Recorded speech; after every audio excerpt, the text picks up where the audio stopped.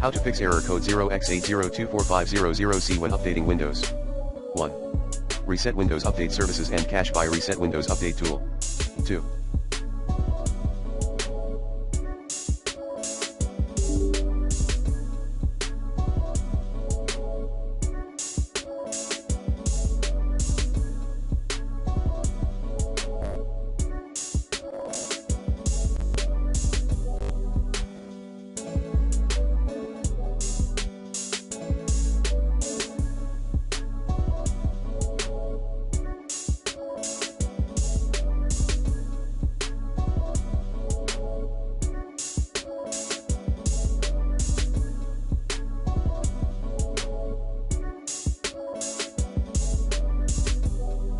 Try updating manually.